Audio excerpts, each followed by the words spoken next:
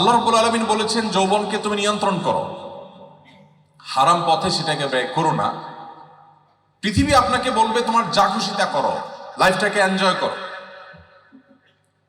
পরিষ্কার দুটি পথ, একটি জান্নাতের, একটি জাহান্নামের। জান্নাত বহু দূরের ব্যাপার, জাহান্নাম বহু দূরের ব্যাপার, মৃত্যুর পরের বিষয়।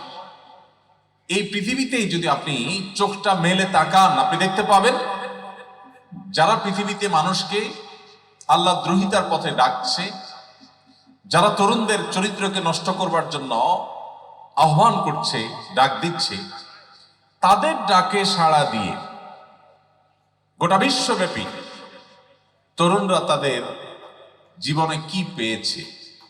আপনি জাপানের দিকে যে তাকান, আপনি কোরিয়ার দিকে তাকান, আপনি ইউরোপে তাকান, আমেরিকাতে তাকান, পৃথিবীর সবচেয়ে উন্নত, সবচেয়ে সুখী দেশগুলো, একেবারে সিরিয়ালে 1 থেকে 10 পর্যন্ত দেশগুলো যদি আপনি একটু স্টাডি করেন, গুগল করেন, তাহলে আপনি দেখতে পাবেন যে সেখানকার তরুণেরা ভালো নেই।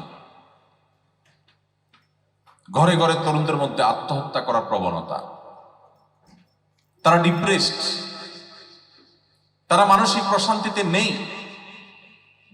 ভাইরা আমার, পৃথিবীতে মানুষ সুখী হওয়ার যত উপকরণ সব তাদের কাছে আছে।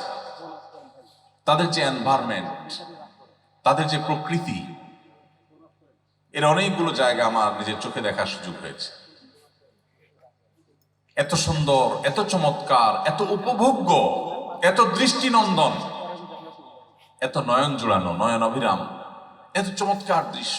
অপরাধ প্রবণতা নেই বললে চলে, চুরি চেঁচড়ামি নেই বললে চলে, পরিবেশটা, এনভায়রনমেন্টটা অসাধারণ। অর্থনৈতিকভাবে তারা এতটা অগ্রসর, অভাব, দারিদ্র, এগুলো তাদের সমাজে, তাদের জাদুঘরেও খুঁজে পাওয়া যাবে না। মানুষ এগুলো জানেই না কাকে বলে। লাইফটাকে ইজি করার জন্য যত উপায় হতে পারে তার সব তাদের কাছে আছে। অবাক করা বিষয় হলো, সেই তরুণেরা চাইলে তাদের বিবাহ শাদীর দরকার হয় না, অবৈধ রিলেশন করে ফেলতে পারে। সমাজ বাধা দেয় না, আইন বাধা দেয় না, কোনো নিয়ম বাধা দেয় না, তাদের সমাজ দূরের কথা পরিবারও বাধা দেয় না, কোনো বাধা নেই। যা খুশি তা করতে পারছে, যা খুশি তা করতে পারছে।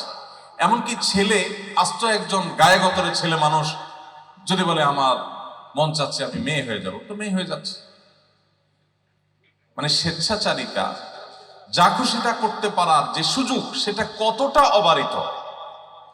একটা মানুষ সুখী হওয়ার জন্য যা যা দরকার আছে বলে আমরা মনে করি তার সবই আছে, কিন্তু অদ্ভুত ব্যাপার হলো তারা সুখে নেই, তারা ভালো নেই।